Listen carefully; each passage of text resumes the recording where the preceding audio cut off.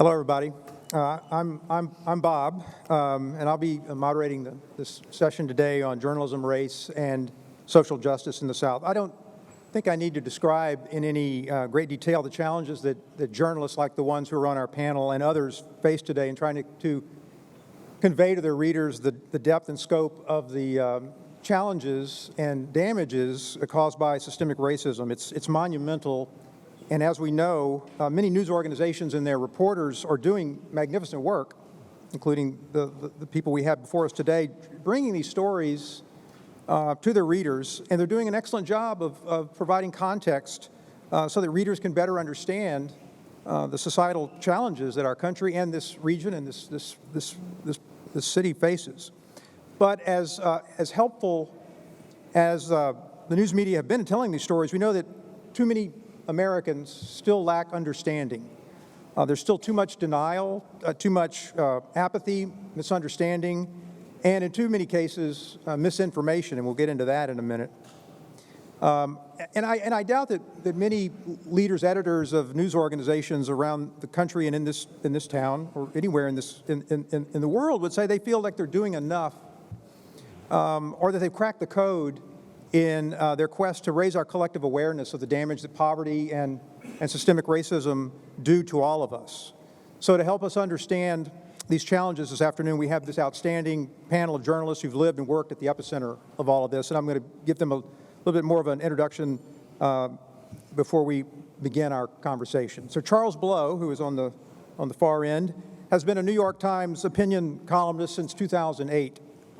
He's the author of a magnificent book, Fire Shut Up in My Bones, and I was privileged to interview Charles back in 2014-15 at the Louisiana Book Festival about his magnificent book, and I encourage you to read it. He joined the New York Times in 1994 as a graphics editor and quickly became the paper's, became the paper's graphics director, a position that he held for 9 years. Before he came to the Times, he was a graphic artist at the Detroit News, and most importantly for all of us here today, he isn't a Louisiana native. He's a graduate of Grambling State University, where he received a BA in mass communications, and he lives now in Atlanta. Michelle Miller in the center is a co-host of CBS Saturday Morning News, CBS Saturday Morning. Get it right. I'm sorry. CBS Saturday Morning. Her work regularly appears on CBS Sunday Morning, CBS Evening News, and other CBS News programs. CBS Mornings. CBS Morning. CBS And Morning. 48 hours. And 48 hours. In case anybody wants to know. Branding's important. Her career in broadcast and print journalism includes work at the Los Angeles Times, the Star Tribune in Minneapolis, who the editor of that paper is about to become the editor of the Times-Picayune, I guess you know. No, I didn't know. Yeah. Thanks for informing me. Yeah. WIS-TV in Columbia, South Carolina, the Orange County News Channel, ABC News Nightline in Washington, D.C., and most importantly, WWL-TV here in New Orleans. Woo! She earned a bachelor's degree in journalism from Howard University, studied abroad in Kenya and Tanzania, and also holds a master's degree in urban studies from UNO. And finally, Jarvis DeBerry, former editor of the Louisiana Illuminator, is now opinion editor for MSNBC Digital. Jarvis spent 22 years at the Times-Picayune in a number of roles as a crime and course reporter, an editorial writer, columnist, and deputy opinions editor. He edited, when I had my column in the Picayune for 5 years, he edited and improved my work on a regular basis. Jarvis was on the team of Times-Picayune journalists awarded the Pulitzer Prize for public service after that team's coverage of Hurricane Katrina. A collection of his wonderful Times-Picayune's columns, I Feel to Believe, was published by the University of New Orleans in September of 2020. So let's...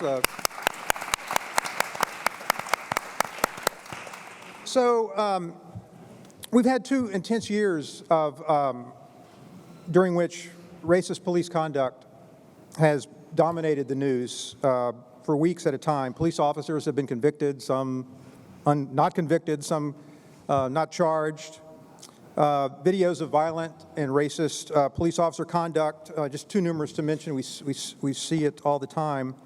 And I want to ask you if you'll discuss, has the way the news media nationally covers and talks about these issues, systemic racism, particularly racist policing, you think it's changed for the better? I'll start, if you all don't mind. I don't know that it's changed much at all, to be honest. When thinking about your question and processing your question, there still is a systemic bias rooted in most journalistic organizations, in that, for the most part, we take what the police tell us and print it. And that doesn't happen for your random person on the street. It doesn't happen for many other institutions. And so there is already a bias built into the system where the police say it happened like this, or Mann held up a woman on Ferret Street, police say. I mean, we are stating it as a fact, and we're attributing it to the police.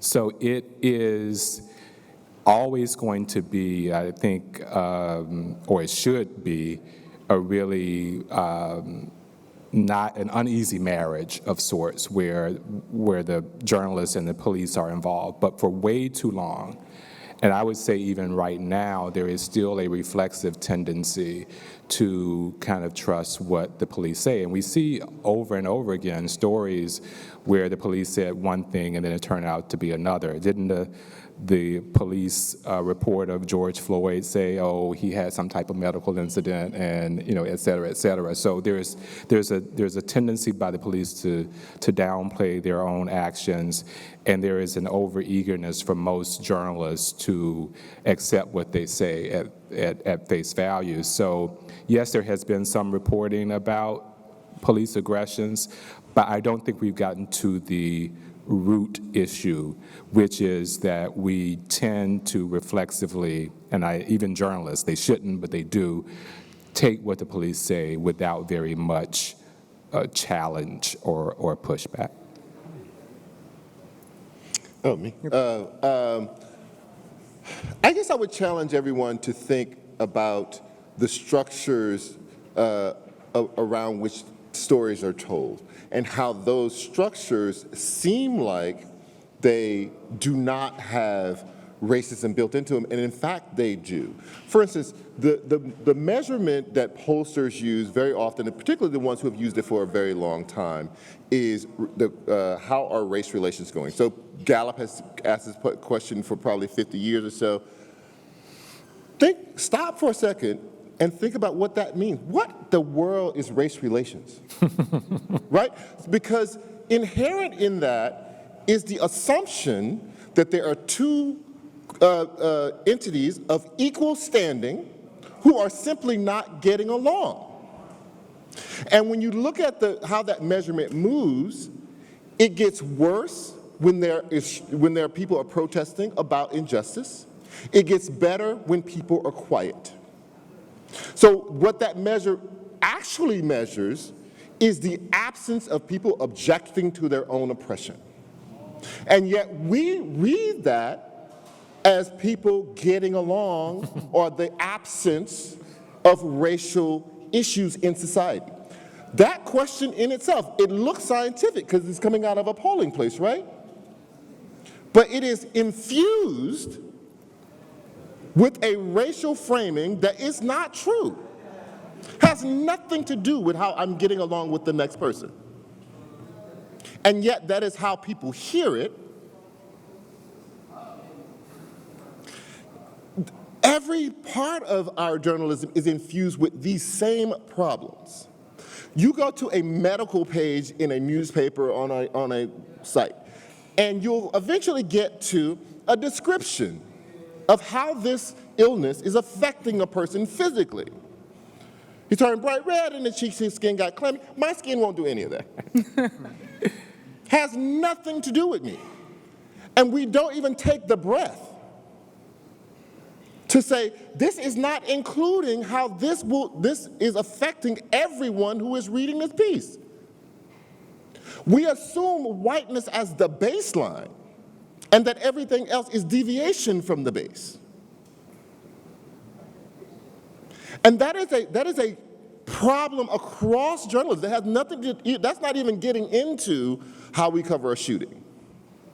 That's not getting into which picture you find and which one you use. That's not getting into whether or not you say this is a wayward young man or this is a thug. This is the science base of our journalism. And yes, it is problematic and it is persistent. And I think, journalism is a trial and error business to some degree. We do things, and when there's enough of a stink made about it, we try to learn from that mistake. We don't learn all the lessons, but at least journalism becomes aware of the lesson. We have been screaming to the high heavens since Sherrilyn Ifill said it, that this is white woman syndrome. Whenever a white girl goes missing, we turn over the world. And yet people go missing all the time. Do they deserve to be found? Absolutely. But so does everybody else. And maybe you could justify it if you could say, this is the daughter of the president. Or at least the president of the bank. But it's not. It's just a cute girl, very often with blonde hair. And we don't even question why we chose to turn all these resources on one missing person when there's so many missing people.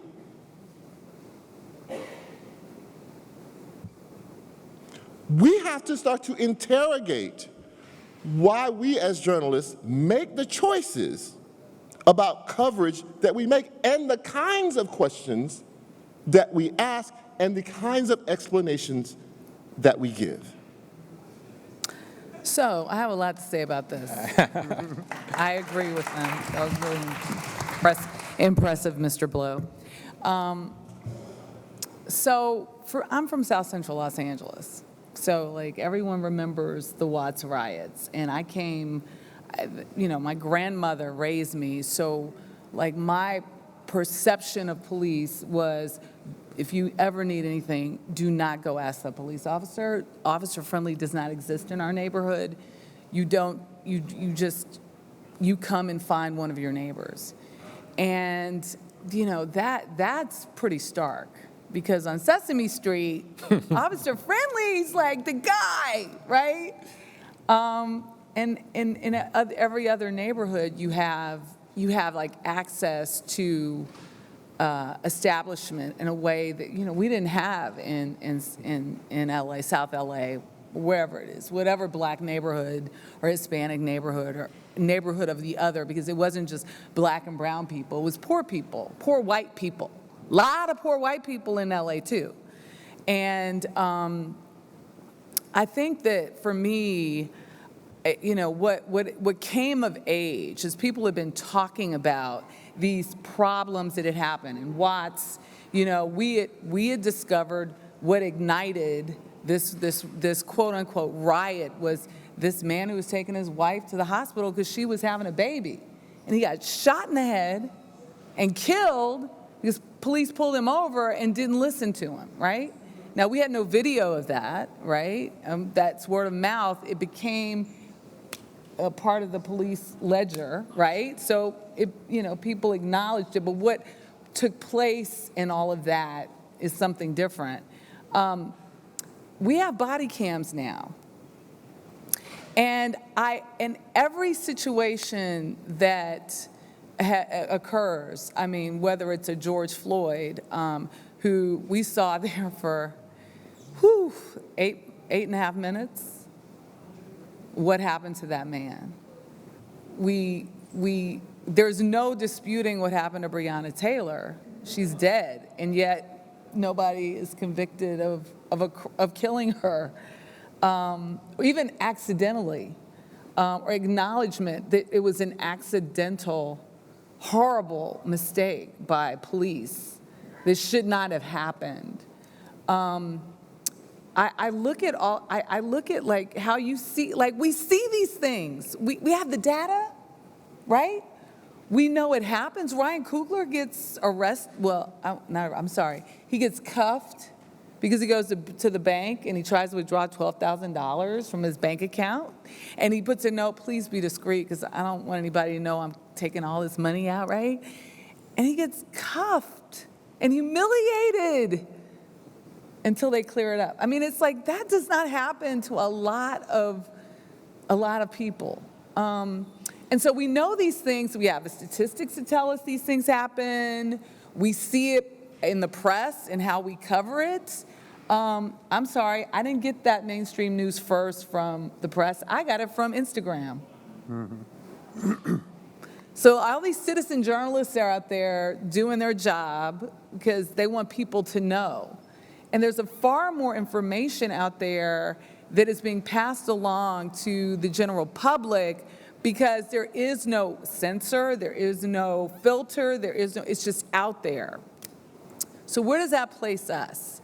We disseminate the information, we got the data, we know the problems, but guess what? Nobody's doing anything about it. And that is what is so incredibly frustrating. Because I got into this business because I thought what we were supposed to do was highlight, illuminate, inform the public. And what the public is doing is I don't know. You tell me. What are you doing? What are you doing with this information? People are suffering. It's unfair out there. And oh, guess what? And I always tell it's like black and brown people are the canaries in the coal mine because this happening to white folks too. It really is. In places where they are not like seen, right? Because they live on the wrong side of the tracks.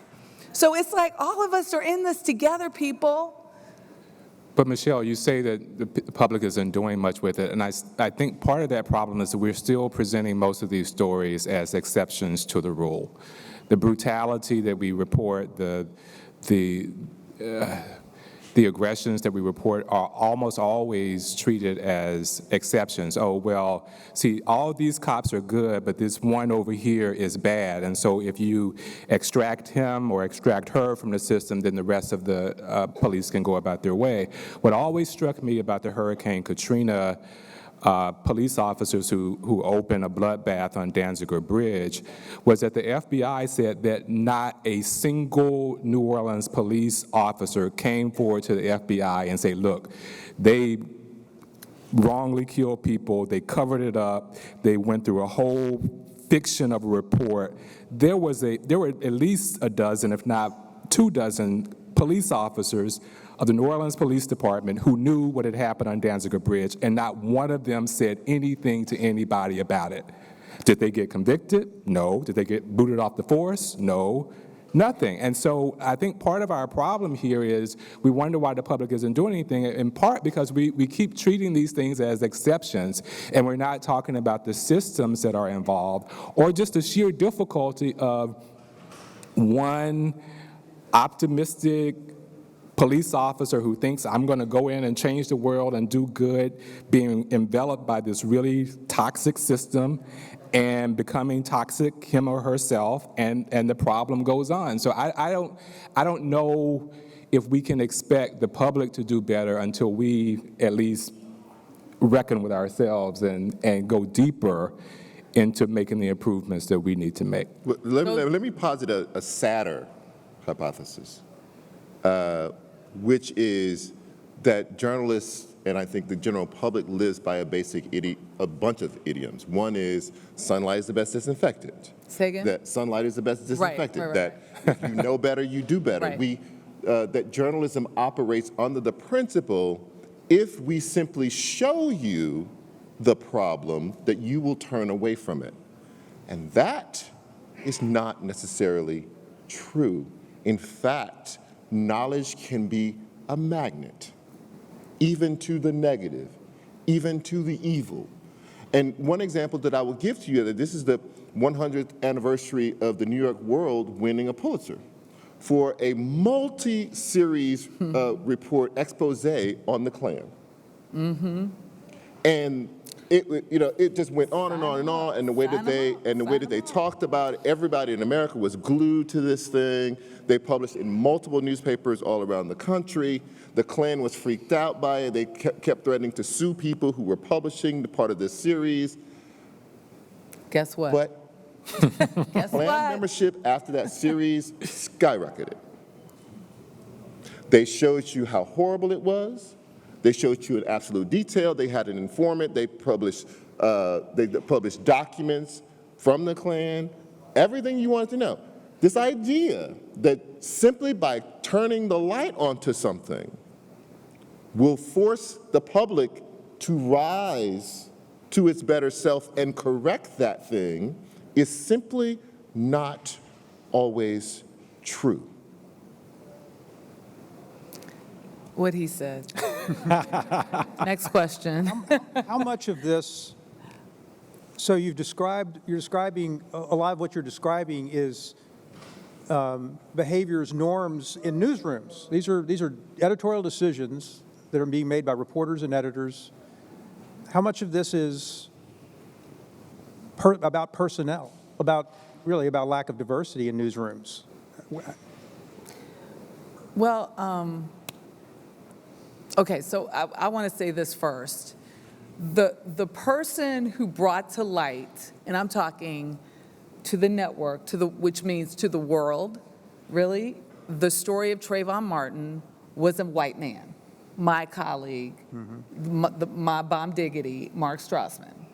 And it was because he and his producer, Chris St. Peter, another white man, had a sensitivity to this based on their life experience.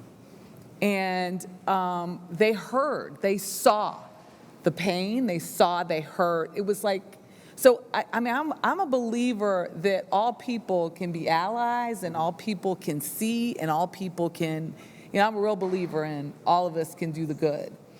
But it's because he has friends like me, and he has friends like Daryl Johnson, who is his ace photographer. He has friends like Makanga Williamson, who is his ace sound man. I mean, it's like people have they have an impact when they're a part of your inner circle, They have an impact on you. And at its core, part of the reason why I think that, I like most of the stories I do at CBS are about context, race, and the greater intrinsic value of people who are different. That's just kind of like what I do. And when people resonate with the stories that I tell, it's because I tell the stories that they, one, haven't heard before. They see, oh my God, I didn't know that, in the context of what is our common knowledge. And then three, it makes them like, oh wow. There's like that, oh wow, that feel, like what Maya Angelou said, you make them feel, you change the world. And I think that more of us, in our enlightening, what has driven people, like what drove those crowds in 2020 to get out there and march was like at the very base, like they got it because they connected to that video. I mean, would you agree? I mean, Well, that's complicated. Okay, well tell me how it's complicated. Were they embarrassed? Well, I think you have to. They ashamed? You have to interrogate whether or not there was some sort of cabin fever racial consciousness that developed and that dissipated after the cabin fever was not the issue. Because what we saw, first of all, it wasn't the first person to get choked to death on the street. Right, we saw that on Eric Garner. Right? So I kept trying to figure out, so the difference here being, and one of the things was clearly a difference was people had been robbed of all their rites of passage. True. There were no proms, there were no concerts, there were no dances, you couldn't go out, you couldn't go to the movies, you had to sit in and you watched on TV. And all of a sudden you saw, and people were being punished for gathering, ticketed. And all of a sudden there was an event where you could go out, congregate, have an experience. And people did it. And what I watched was to see if that repeated itself with the next killing. Mm-hmm. And it did not. And I watched to see if, in the polling, whether or not views of things like Black Lives Matter, how it changed from the peak of the pandemic to when people were allowed to go back out into public again. And it dropped appreciably. So I don't know, I'm just pointing out a bunch of facts. I'm drawing a connection between those facts. Anybody can make their own conclusion about them.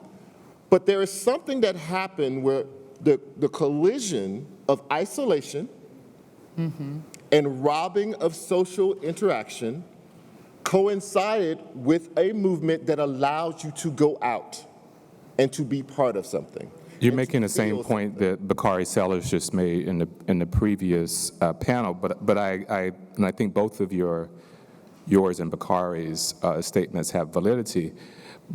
You don't think my statement has validity? No, I was distinguishing which yours I was talking Okay, about. thank you. That's it.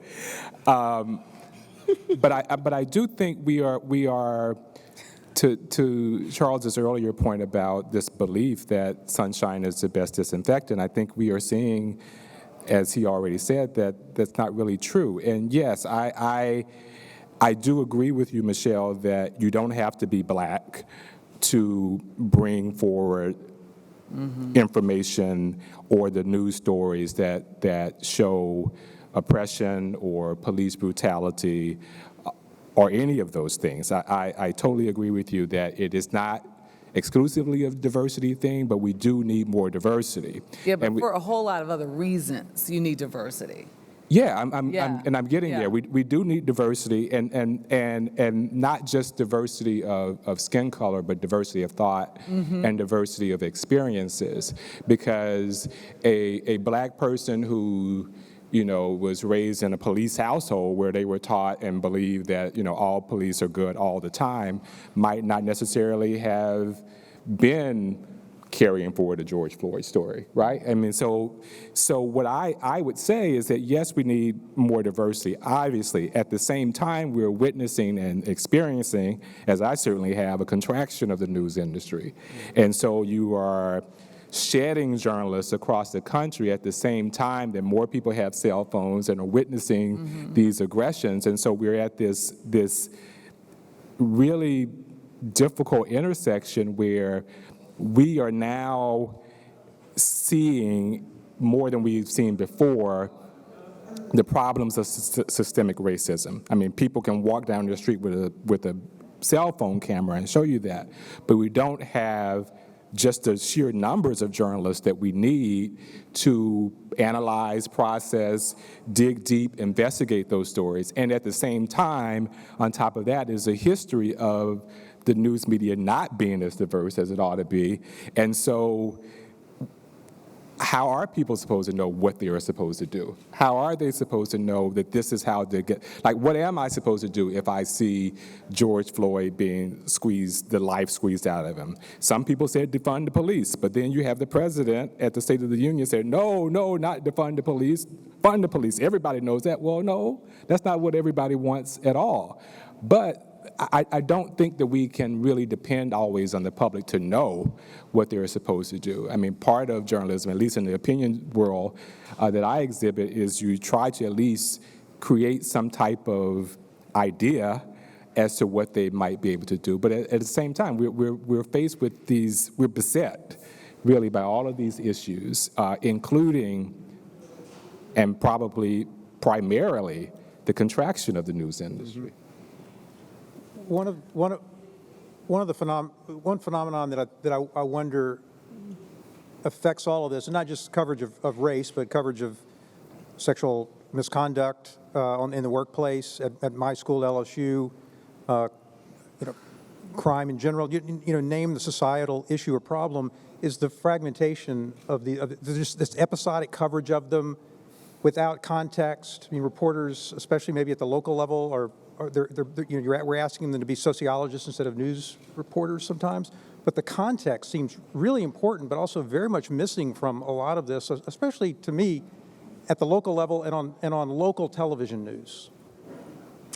Can I just say something about something that came up in your questionnaire, which you said the coverage of race, because this is where you see the news industry trying to do the right thing. So there are a number of places that now have what they call race desk or whatever they call them. Race and culture. Race and Yes. and I always look at that, and even in the way you say cover race, and say that's not what you're covering at all. Mm-hmm. The entire framing of this is problematic. You're actually not covering race. 90% of the stories that I see come out of that coverage is about racial oppression of people who are not white. So I'm trying to figure out why you're not calling it what it is, right? It's a study, and it shows that black people are disproportionately not given pain medication. It's another study that shows that redlining still has implications to today for black and brown people. It's another study that shows that this person or that person is being hurt in some way by this issue of kind of global anti-blackness or anti-otherness. That's what you're covering. But we won't say that because we still want to position it as if we're covering equal objects and how they relate to each other. But that's not what you're covering. And until we get the language right, and particularly in an industry that does language, until we get the language right, I don't know if we'll ever get the framing right.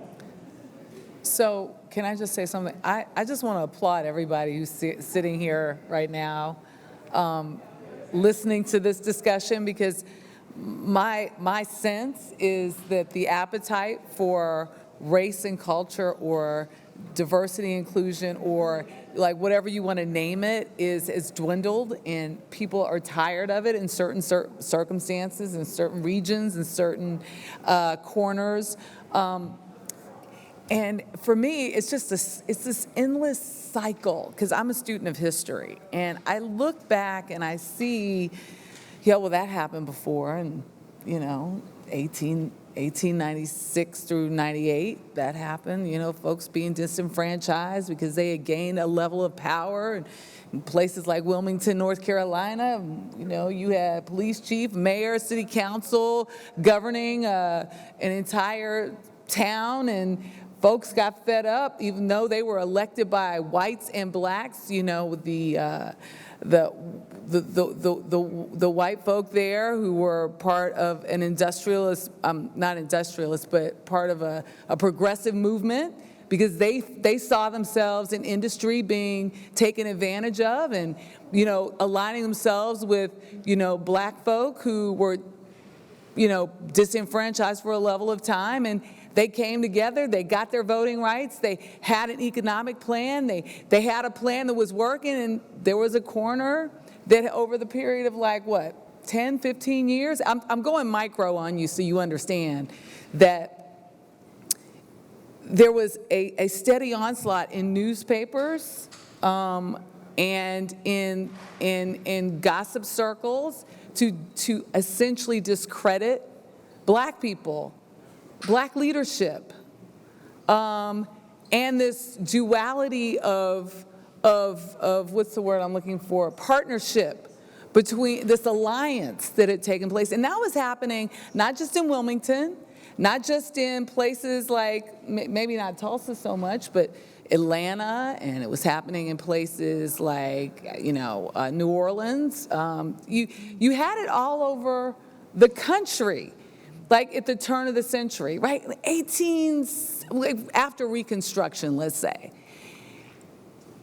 And then this message out there kind of got, don't trust them, don't believe them, misinformation, same kind of stuff you have going on right now. And what happens? Constitutional conventions, people start, all of a sudden, 100,000, 200,000 black people are off the rolls. I know in Alabama, it went from like 1898 to 1902, from like 160,000 people, black folk, being able to vote to 6,000. I mean, like, this has happened before. And people, and it's happening in the light of day. And there is no reason it's happening other than people spreading lies. And people are so afraid to talk about the lies. And I know we aren't supposed to be, this isn't political. This is like basic democracy we're talking about here. And I guess remember the question, Michelle, is discussion. does the information by itself, does what we do by itself move the needle?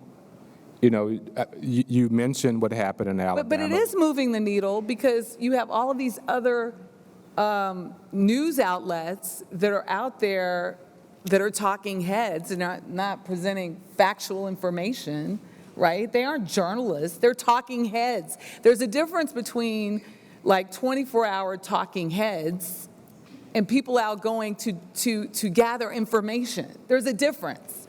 I talk about people out there with their cameras, you know, being citizen journalists. I kind of have a problem with people out there doing my job. Like, really, I love that there are people out there with their cameras and have a sense of it, but we're professionals. You know, we study this. There's a way you do it. But there is a thing about, you know, Jarvis, you were saying about whether or not it makes a difference. And I think that history is a great instructor here because you can look at the period directly in the wake of other civil rights movements, like massive progress moments for black people, and see how the rest of society responds to it. Mm-hmm. One of those comes after Reconstruction. In both of these situations, the conservatives, whatever party they were, they flipped since then, but whatever party they were, conservatives were never interested in it. But what happened with white liberals is they got exhausted by it. Mm-hmm. There were other things to deal with, and they got tired of dealing with this thing, and they moved on. And in that gap of interest, massive amounts of oppression bloomed. And so you got Jim Crow basically out of the wake of Reconstruction. After the wake of the Civil Rights Movement, you got the rise in mass incarceration and all that went along with it. Because in both cases, people got exhausted by it. There were the riots of 64, I think. And then after King was assassinated, there was another ring of riots. And people were like, you know what? Tired of this. And that was the liberals. Because conservatives had never wanted it anyway. And so that opened up the space. And I think that what we can do is to recognize that history has these cycles in it and that it is an instructor and that we can now understand that this is probably going to repeat itself and that our best way of instructing is to help people understand that this is how this cycle happens. And that you cannot do it in the dark of night. We're going to make a record of the fact that you are doing this. We're going to make a record of the fact that you are turning away. We're going to make a record of the fact that you are letting the wolves roam free. And that is what we see right now, in this moment. There are not enough people who are standing up and saying the CRT thing is completely made up. And it is made up by very clever operatives in the Republican Party because they kept seeing suburban white women drifting away from Republicans, and they found an issue that would activate them and anger them and get them back. And that was parental rights. And they are using that to go after everything they can in the context of a school. You can't teach my kid that there are gay people in the world. Yeah, ban the books. Right.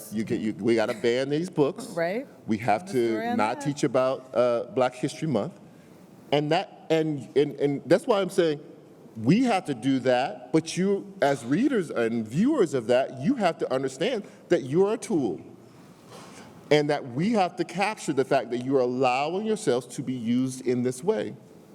And that is exactly what happened in the wake of Reconstruction, and that is what happened in the wake of the Civil Rights Movement. But I think it's also important to say that not enough of us are taking note of the exhaustion, and I'm talking about news organizations.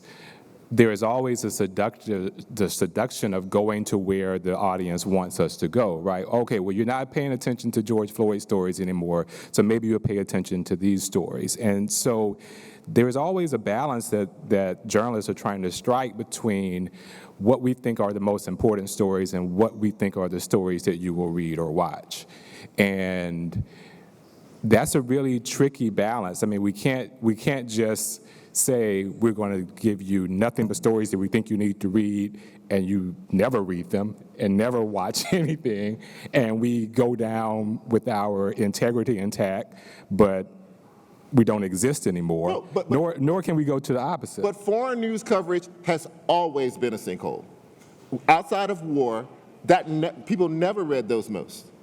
It was the most expensive work that newspapers ever did, was to send someone over with a bodyguard and a pocket full of money and a translator and have them do that work. It was never going to be the story that most people read the most, but we had to do it if we were going to be the first version of history. Because somebody like me is going to look back 100 years from now trying to write a book, and they need to know what was happening at that moment. So there are things that newspapers and television news has always done that was never going to be the most watched, the most lucrative thing. We always knew that the style page was going to be the most lucrative part of the newspaper. That's where the big ads were. In the back, in the sports section, that's where the car ads were. That was always what paid the bills. That paid for people to go to a foreign country. We have to have some sense of mission. Right. If we are only following clicks and following eyeballs, then we've lost anyway. Right, but that's it. But you've also lost the car ads, and that's the problem too. So I mean, yes, in a world where newspapers are the thing, yes, I absolutely agree. You have that, and I'm not arguing for frivolous coverage. I want to make that clear. But I am saying that it's not the same world it was during the Vietnam War or World War II. And so in the new contracted environment, what do you do? Well, you both are in print, sort of. I mean, sort of. I'm not anymore. But are you governed by the FCC? No. Okay, so my industry is. And the breadth at which the FCC changed the rules of engagement for our craft is pretty significant. In the late 1990s, they basically, the fairness doctrine was attacked. Your ability to how much public service we do as an institution, as a network, as a newscast, that dwindled because they said you don't have to do so much anymore. It really is, I think all of us, or I'm going to speak for myself, I got into this not to get rich, not to get famous, to get real. That's why I got into this, because I felt good about doing something that had impact. When I was at Howard University and I was doing a story on the fact that there was they didn't pick up the dang trash in Northwest Washington, right down the street from Howard University, the way they picked up the trash over in Northwest Washington, over in the Gold Coast, that made a difference. My first job, you talk about how we all got jobs in. My first job in journalism, thankfully, was because the mayor of Washington, D.C., Mayor Barry, believed in a youth jobs program in the summer. That's why I got my TV job, because he was willing, the government was paying for it, right? So that was my first internship. And I guess my point is that so much in this, there were people out there who believed that, we got to do some basic things in order to ensure that the community, the society, stands ready and also is healthy. And I'm wondering about whether or not we feel that anymore. I mean, I'm not saying government should sponsor what we do. I'm not saying that at all. But what I am saying is that there's got to be more about, the money of it behind it, the popularity of it behind it, and the power. Let's be frank. That's what's building so much of the division in our country. It's about raw power. That's going to be our final word. Really? Yeah. So I One hope black woman's opinion? you get the final word. Wow. I had hoped that. Against these two? I had hoped that we would have time for some Q&A, but this discussion was going so well, I didn't want to interrupt it. Oh, no. And so let's thank our panel for the great discussion today. Thank you.